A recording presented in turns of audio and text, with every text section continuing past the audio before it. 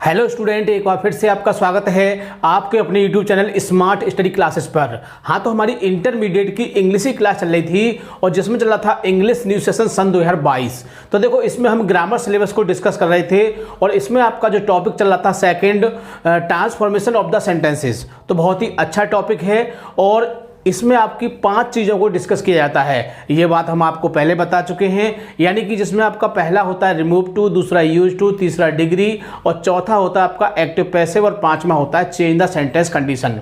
तो अब तक आपके 3 पॉइंट हम क्लियर करा चुके हैं और इस समय चल रहा है आपका चौथा पॉइंट एक्टिव टू पैसिव। कौन चल रहा है? Active to passive. तो देखो, आज हम इसका तीसरा पार्ट आपको बताएंगे, यानी कि इसमें देखो, इसके जो टॉपिक थे हमने उनको 5 भागों में बांटा है। हमने पिछली वीडियो में उनको डिस्कस किया था और बताया था कि कौन कौन से भाग होते हैं। तो इसका हम आपका जो पहला पार्ट है उसको हम कंप्लीट करा चुके हैं, यानी कि टेंस के जो पैसिव हैं वो किस तरह से बनते हैं। तो इस चीज़ को हम आपको बता चुके हैं। पिछली वीडियो में हमने सबको डिस्कस किया था और आपने इसको देखा भी होगा। तो देखो, पिछली वीडियो में हमने आपको बताया था कि अगली वीडियो में हम इसकी एक्सरसाइज को डिस्कस करेंगे। किसको? एक्सरसाइज को। क्योंकि जब तक आप टॉपिक की एक्सरसाइज नहीं करोगे तब तक टॉपिक आपकी समझ में ठीक प्रकार से नहीं आएगा। ठीक है, तो देखो, हमने यहाँ पर 13 वाक्य लिखे हैं और सारे वाक्य अलग अलग टाइप के हैं, जिससे कि आपको उनको बनाने में कुछ अच्छा लगेगा, क्योंकि उसमें नए नए रूल यूज होंगे। तो देखो, इस क्वेश्चन को करने के लिए, इस एक्सरसाइज को करने के लिए जितने भी रूल हैं वो आपको अच्छी तरह से याद होनी चाहिए। और ख़ास तौर से जो आपका लास्ट रूल है, यानी कि चेंज द HB, वो तो आपको बहुत ही बढ़िया तरह से याद होनी चाहिए। क्योंकि जब तक आप चेंज द HB को याद नहीं करोगे, आप टेंस का पैसिव नहीं बना सकते हैं। ठीक है, तो इसको बहुत ही अच्छी तरह समझना है। और जो विद्यार्थी चैनल पर नए हैं वो चैनल को सब्सक्राइब कर लें, बेल आइकन प्रेस कर लें, ताकि आगे आने वाली वीडियो का नोटिफिकेशन आपको आसानी से प्राप्त हो सके। ठीक है, तो ज़्यादा समय ना वेस्ट करते हुए चलते हैं अपने टॉपिक की ओर। क्लास 12th इंग्लिश, यानी कि 12th क्लास की इंग्लिश की क्लास चल रही थी और जिसमें चला था आपका इंग्लिश न्यू सेशन सन 2022।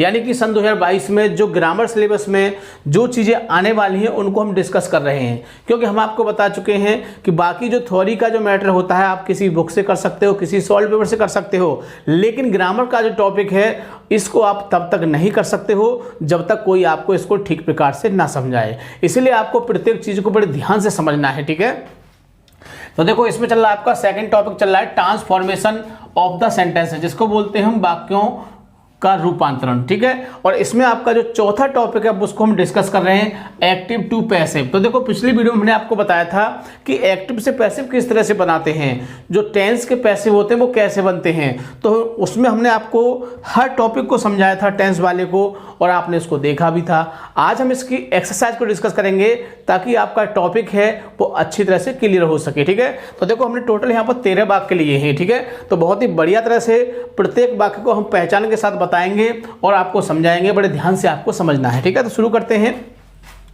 सबसे पहला वाक्य, तो देखो, पहला वाक्य देख लेते हैं। Krishna pledge cricket sometimes. तो देखो, हमने आपको इसमें 5 रूल बताए थे कि ऑब्जेक्ट को सब्जेक्ट, सब्जेक्ट को ऑब्जेक्ट, वर्ब की थर्ड फॉर्म और सब्जेक्ट से पहले बाई लगाते हैं। तो इन चीज़ों को आपको पता होगा। और HB भी चेंज हो जाती है, उसकी भी हमने आपको टेबल बताई थी। तो ये सारी बातें आपके दिमाग में होंगी, तो आप बहुत ही आसानी से इसको कर सकते हैं। तो वाक्य को पढ़ने के बाद हमें ये देखना है कि यदि वाक्य में HB है या नहीं है, HB है या नहीं है। और हमने आपको ये भी बताया था कि HB नहीं है तो आपको फिर 2 ही बातें सोचनी है। जब किसी वाक्य में HB नहीं है तो केवल आपको 2 ही बातें सोचनी है कि या तो उसमें हमारा इज़-आर-एम का प्रयोग होगा या फिर उसमें वाज वर्ब का प्रयोग होगा। बस इतना ही थिंक करना है। ठीक है, तो देखो, पहले वाक्य में क्या देखा है, वर्ब में SIS आ रही है। क्या आ रही है? SIS। तो जब SIS आ रही है तो इज़-आर-एम का प्रयोग होगा। ठीक, तो देखो, सबसे पहले क्या देखते हैं हम इसमें, ऑब्जेक्ट। तो ये ऑब्जेक्ट हो गया, ये क्या हो गया आपका, अदर वर्ड हो गया। ठीक है, सारी चीज़ आपने पहचान ली। बनाना शुरू करते हैं। तो पहले ऑब्जेक्ट क्या आपका, क्रिकेट। तो क्रिकेट। अब देखो, इसमें SIS है तो किसका प्रयोग करेंगे, इज। वर्ब की थर्ड फॉर्म मैंने आपको बता दिया था कि 80 से 90 वर्ड ऐसे होते हैं जो अलग होते हैं, बाकी सब ED वाले होते हैं। तो आप उनको अच्छी तरह से याद कर लेना, जिससे कि आपको पैसे बनाने में दिक्कत ना हो, क्योंकि पैसे में हमेशा वर्ब की थर्ड फॉर्म आती है। ठीक है, तो cricket is played, other word लगा दीजिए,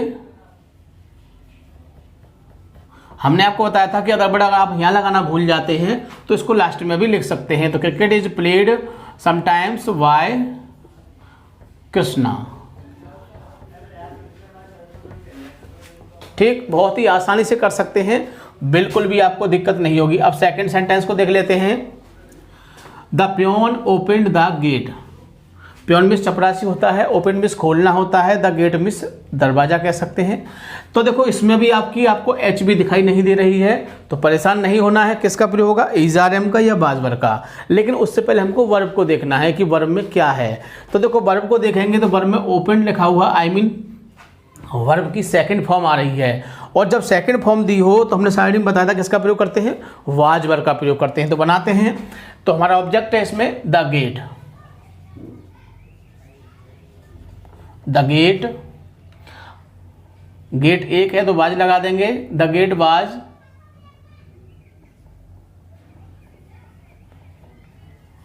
ओपन बाय द प्योन। ठीक, थर्ड वाक्य को देखते हैं। देखो यदि आपने सेंटेंस को अच्छी तरह से पहचान लिया, मैं गारंटी देता हूं कि आप उसको बहुत ही आसानी से बना लोगे। He is writing a letter, तो हमको इसमें क्या दिखाई दे रहा है, इज। और जब इज आए तो क्या लगाते हैं, is, being, are being, am be लगाते हैं, यही लगाते हैं। अब देखो इसमें आपको ऑब्जेक्ट क्या है, इसमें ए लेटर, ये ऑब्जेक्ट हो गया, ही आपका सब्जेक्ट हो गया, ये वर्ब हो गई, और ये अदर वर्ड हो गया। ठीक है, मैं आपको बता चुका हूँ कि अदर वर्ड क्या होते हैं, ये टाइम वर्ड होते हैं। क्या होते हैं, टाइम वर्ड होते हैं, जो समय को बताते हैं, जिससे आप इनको आसानी से पहचान सकते हैं और लिख भी सकते हैं। ठीक है, तो बनाते हैं इसको। तो इसमें ऑब्जेक्ट है आपका ए लेटर, ए लेटर। अब लेटर भी एक है तो इज लगा देंगे, और इज के साथ हमें बताया था क्या लगाते हैं, बीइंग। ये बात आपको ध्यान रखनी है। तो ए लेटर इज बीइंग, फिर राइट की हो जाएगी रिटिन, फिर अदर वर्ड ले आएंगे नाउ, और फिर वाई, और ही को क्या करते हैं, हिम। ये हमने इसकी भी एक टेबल बताई थी, आपको याद होगा कि आई को बाई मी, यू को बाई हु, ही को बाई हिम, सी को बाई हर, दे को बाई देम। ये भी हमने आपको लिखवाया था। मैं गारंटी देता हूं कि यदि आपने मेरी पिछली क्लासों को ध्यान से देखा होगा तो आप बहुत ही आसानी से प्रत्येक वाक्य को चेंज कर सकते हो पैसिव में। फोर्थ सेंटेंस देखते हैं इसका। They will have finished the game. तो देखो एच बी क्या है इसमें, विल हैव, और हमने बताया था कि जब विल हैव दिया हो तो विल हैव बीन लगा देते हैं, बीन बढ़ा देंगे, सेल है वो तो सेल हैव बीन कर देंगे। तो ये तो आपको सारणी वाली बात हो गई। अब इसमें देखो एक फायदे वाली बात क्या है कि ये वर्ब की कौन सी फॉर्म है, थर्ड फॉर्म। तो देखिए अगर आपका परफेक्ट टेंस का वाक्य दिया हो तो इसमें आपको बहुत ही बेनिफिट होता है। बेनिफिट क्या होता है कि आपको थर्ड फॉर्म नहीं ढूंढनी पड़ेगी। क्यों, कि उसमें ऑलरेडी पहले से ही थर्ड फॉर्म दी होती है, तो बहुत ही आसानी से इसको आप कर सकते हैं। तो ऑब्जेक्ट होगा इसमें आपका the game,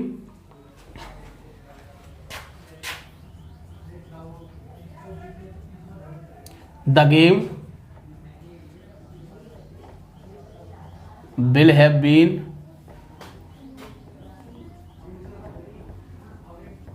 finished, the game will have been finished। अदरवर्ड इसमें कुछ नहीं है, कोई बात नहीं, बाय, और दे को कर देते हैं हम them। पांचवा सेंटेंस देखते हैं इसका। सरिता गेव मी ए बुक। अब देखो इसमें आपको दो चीज दिखाई देंगी। दो चीज क्या है कि इसमें आपके दो ऑब्जेक्ट हैं।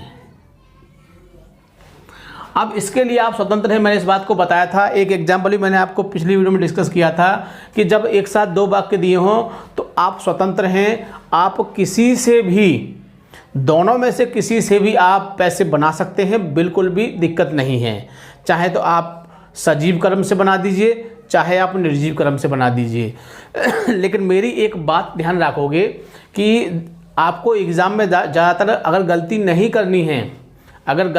करनी है, तो आप उसको निर्जीव कर्म से बनाना, जो निर्जीव ऑब्जेक्ट है उससे बनाना, तो आपका जो पैसिव होगा वो गलत नहीं होगा, यानी कि 99% गलत नहीं होगा।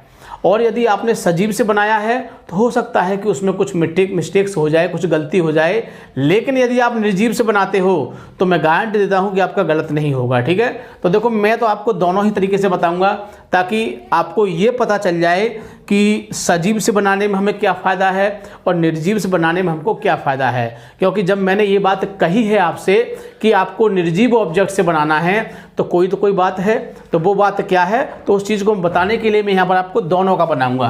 तो ये आपका हो गया सजीव और ये हो गया आपका निर्जीव। ठीक है, अब मैंने बताया था तो मैं इसको दोनों से बनाऊंगा। तो पहले मैं इसको निर्जीव से बनाता हूं और बाद में सजीव से बनाता हूं। ठीक है, लेकिन कहा जाता है कि जो बाद में खेलता है उसकी जीत होती है, लेकिन ऐसी कोई बात नहीं है, शुरू की बात को भी आपको याद रखना है। ठीक है, तो देखो हम बनाएंगे ए बुक से। अब इसमें थोड़ा सा और देख लेते हैं, ये इसमें वर्ब है, इसमें एच बी नहीं है। तो जब एच बी नहीं है तो उस कंडीशन में क्या होगा, इज़ारम या फिर वाजबर। अब इसके लिए देखना है कि वर्ब कौन सी दे रखी है। तो वर्ब इसमें आपकी सेकंड फॉर्म दे रखी है। कौन सी है, सेकंड फॉर्म, गेव। ये सेकंड फॉर्म है और जब सेकंड फॉर्म है तो सीधी बात है कि वाजबर का प्रयोग होगा। ठीक है, तो मैं पहले इसको निर्जीव कर्म से बनाऊंगा और निर्जीव कर्म क्या है हमारा, ए बुक।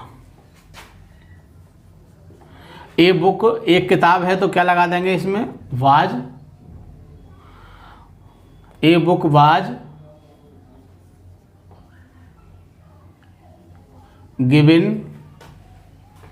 अब अदर वर्ड ले आएंगे, यानी कि इसको तो आपने यहां ले लिया, अब ये आपका अदर वर्ड बच गया आपका। तो a book was given me by Sarita. ठीक, a book was given me by Sarita बन गया। अब हम बताते हैं हम दूसरे किससे बनाएंगे, मी यानी सजीव ऑब्जेक्ट से। अब मी को हम इधर लाएंगे तो अक्सर विद्यार्थियों से गलती हो जाती है, वो सीधे सीधे क्या करते हैं, जैसे ए लेटर को उठा के हमने इधर, सॉरी ए बुक को उठा के इधर रख दिया था, वो भी क्या करते हैं, मी को उठा के उधर रख देते हैं सीधे सीधे। अगर हम मी को उठा के उधर सीधा सीधा रखेंगे तो सेंटेंस गलत हो जाएगा, ये तो आपको पता है। तो यही आपको मैंने बताया था, यही बेनिफिट वाली बात है कि अक्सर विद्यार्थी भूल जाते हैं, क्योंकि एग्जाम में बहुत ज़्यादा बॉदेशन होता है, बहुत ज़्यादा कि इस क्वेश्चन को करें कि इसको करें कि उसको करें, बहुत सारी समस्याएँ होती हैं। तो हो सकता है कि वो ना ध्यान रहे और वो जल्दी जल्दी में क्या लिख दे, मी, और मी लिख दिया तो क्या हो जाएगा, गलत हो जाएगा। इसलिए आपको बड़े ध्यान से करना है। और बुक वाली बात है तो यूँ ही उठा के रख दो, लेकिन जब हम मी को उधर लाएंगे तो क्या हो जाएगा, आई। अब ये भी दिक्कत होती है कि आई के साथ बाज लगाएं कि बर लगाएं, क्योंकि आई एक ऐसा सब्जेक्ट है जो एक वचन भी माना जाता है, बहुवचन भी माना जाता है, तो बड़ी समस्या आ जाती है। तो इस वजह से वैसे अगर पास्ट की बात करें तो पास्ट में इसको हम एक वचन मानते हैं। ठीक है, तो ध्यान रखोगे। तो आई के साथ क्या आएगा, वाज। आई वाज गिवन, अब उसको ले लो, ए बुक बाय सरता। तो बात समझ में आई, कौन सा वाला इजी लगा, ये वाला इजी लगा। क्यों कि आई को इधर लाए थे हम, तो हो सकता है गलती से मी लिख दें, क्योंकि नहीं ध्यान रहता है, दिक्कत हो जाती है। लेकिन अगर आप बुक से बनाओगे तो ऐसी समस्या नहीं आएगी, सीधे से उठा के रख दोगे। तो फायदे वाली बात देख ली। आगे देखते हैं 6वां सेंटेंस क्या कहता है, will you do this work. अब देखो इसमें क्या है, शुरू में आपको एच भी दे दी है, तो मेरी बात आपको पता होगी कि एक्टिव जैसा दिया है पैसिव भी वैसा ही बनता है। इस बात को अपने दिमाग में बैठा लेना कि ऐसा नहीं है कि डायरेक्ट इनडायरेक्ट में अगर इंट्रोगेटिव दिया होता था तो हम उसको असर्टिव कर देते थे, लेकिन इसमें ऐसा नहीं होता है। एक्टिव पैसिव में, एक्टिव पैसिव में अगर सेंटेंस नेगेटिव है तो नेगेटिव ही बनेगा, अगर सेंटेंस इंट्रोगेटिव है तो इंट्रोगेटिव ही बनेगा। ठीक है, तो बनाते हैं। देखो इंट्रोगेटिव है तो शुरू में लगाएंगे विल, अब फिर ऑब्जेक्ट आ जाएगा दिस वर्क। अब विल दिया हो तो क्या लगाते हैं, बी लगाते हैं। इस गलती को मत करना कि बहुत से साथ साथ यहीं लगा देते हैं, विल के साथ ही बी लगा देते हैं। मैंने एक नियम लिखवाया था बहुत पहले, आपको याद होगा, लिखवाया नहीं होगा तो बताया होगा कि जब एक से अधिक शब्दों की एच बी दी हो, जब एक से अधिक शब्दों की एच बी दी हो तो केवल एक शब्द को ही एच बी मानते हैं, यानी जो पहला वर्ड होता है उसको ही एच बी मानेंगे, चाहे एच बी भले कितनी भी बड़ी हो। जैसे कि मान लो विल, हैव, बीन, अब इतनी बड़ी है तो केवल हम इसमें विल को ही एच बी मानेंगे और इनको हम एम बी में प्लस कर देंगे। क्या कर देंगे? एम बी में इसको जोड़ देंगे। तो बात समझ गए होंगे। इसी तरह से हमने केवल विल को माना है, दिस वर्क ये ऑब्जेक्ट आ गया, फिर बी आ गया और फिर आ जाएगी आपकी वर्ब की थर्ड फॉर्म। तो वर्ब की थर्ड फॉर्म क्या होगी इसकी? डू की, डन, और फिर आपका बाय और क्या है? यू। तो यू को तो यू ही रहता है, ये तो आपको पता होगा, और क्वेश्चन मार्क। ठीक, बहुत ही आसानी से कर सकते हैं, बिल्कुल भी दिक्कत नहीं होगी। अगला सेंटेंस है 7 में, देख लेते हैं। देखो खास तौर से आपको इसमें एच बी ही देखनी है, एच बी पर ही फोकस करना है। मैं आपको पहले ही बता चुका हूँ, फिर बता रहा हूँ कि एच बी को तो ऐसे रख लीजिए माइंड में जैसे पता नहीं आप जो भी रख लेते हैं अच्छी चीज़ कि ये चीज़ हमारे भविष्य में काम आ सकती है। 7 में है did he sell the car. तो देखो डिड दिया हुआ है और हमने सीधे सीधे आपको रूल लिखा था कि जब डिड दिया हो तो क्या कर देते हैं? उसको वाज वर्ब में पहुंचा देते हैं। तो इसको क्या कर देंगे हम? वाज। अब ऑब्जेक्ट क्या है? The car. फिर वर्ब की थर्ड फॉर्म सोल्ड, सेल की सोल्ड हो जाती है। तो was the car sold by, किसने? ही, और ही को क्या कर देते हैं? हिम। हमने आपको बहुत ही अच्छी तरह से लिखाया है, आपने याद भी कर लिया होगा। आगे देखते हैं 8वां सेंटेंस क्या कहता है? Why have you taken my pen. अब देखो ये डबल इंट्रोगेटिव आ गया। कैसा आ गया? डबल इंट्रोगेटिव, क्वेश्चन मार्क है और क्वेश्चन वर्ड दिया हुआ है। तो आपको परेशान नहीं होना है, क्योंकि हमारी बात याद रखनी है कि वाक्य नेगेटिव हो तो नेगेटिव ही बनेगा, इंट्रोगेटिव है तो इंट्रोगेटिव बनेगा, और डबल इंट्रोगेटिव है तो डबल इंट्रोगेटिव ही बनेगा। तो देखो वाई को शुरू में लगा दीजिए निसंकोच, बिना कहे सुने, वाई, और आगे फिर हैव है आपका। ठीक है, अब भाई के बाद हमें एच बी लगानी है, लेकिन एच बी किसके अनुसार आती है? ऑब्जेक्ट के अनुसार। ये बात हमने आपको बताई थी कि पैसिव में जो एच बी आती है वो ऑब्जेक्ट के अनुसार आती है, और ऑब्जेक्ट क्या है? माई पेन, यानी कि मेरा पेन। तो पेन एक है तो क्या लगा देंगे इसमें? हैज, और फिर आपका ऑब्जेक्ट आ जाएगा माई पेन। ठीक है, अक्सर एच बी की भी गलती होती है, क्योंकि जो पैसिव में एच बी आती है वो ऑब्जेक्ट के अनुसार आती है, चाहे भले ही सब्जेक्ट के उसकी सब्जेक्ट के अनुसार भले ही आपकी बहुवचन की एच बी दे रखी हो, लेकिन आप जब पैसे बनाओगे तो एच बी को उसी के हिसाब से लगाओगे। ठीक है, तो वाई हैज माई पेन, और बाकी इसका शब्द क्या बचा आपका? हैज हैव दिया हो तो हैज हैव दिया हो तो हैज बीन हैव बीन लगाते हैं। बीन शब्द बच गया था इसका, तो बीन हमने यहाँ ले लिया। फिर आपका टेकन आ जाएगा, और फिर आपका ऑब्जेक्ट, और ऑब्जेक्ट से पहले क्या लगाते हैं?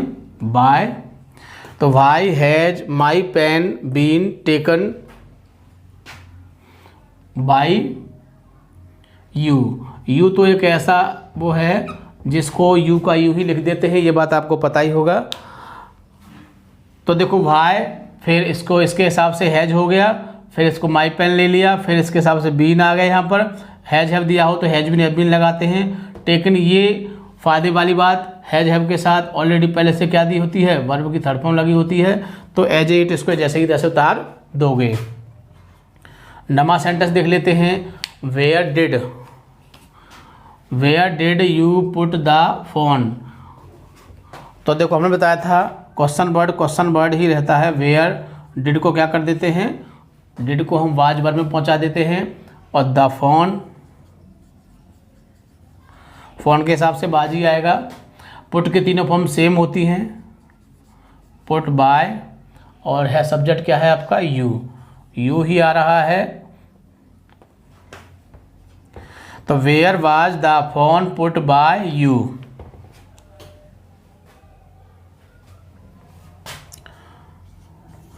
दसवां सेंटेंस देख लेते हैं। Which book will you buy. तो देखो इसमें आपका ये ऑब्जेक्ट इसके साथ दे रखा है, तो परेशान नहीं होना है आपको, ये जैसा है वैसा ही रहेगा आपका। विच बुक विल दिया हो तो बी लगा देते हैं, विल बी। अब आ जाएगा आपका ऑब्जेक्ट,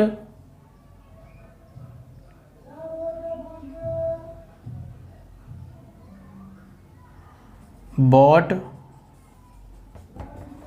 बाय, तो which book will be bought by you.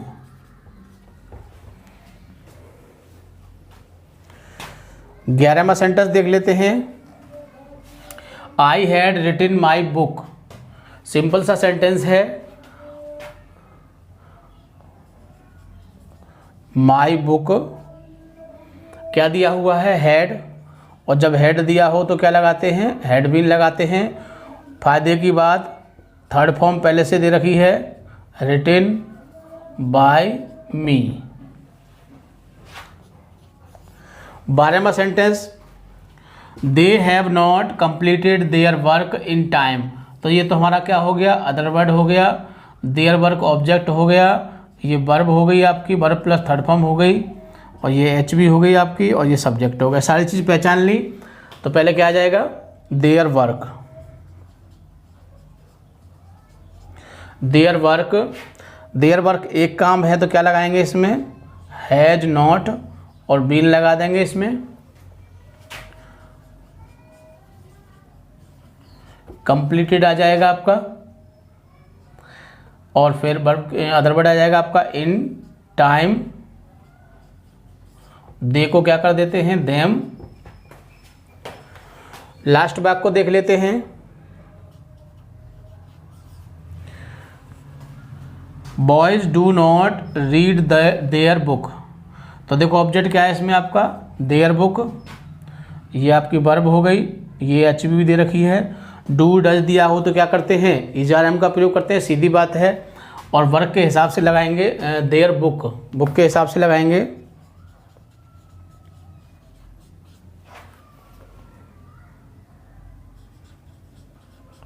Is not, read की तीनों फॉर्म सेम होती हैं।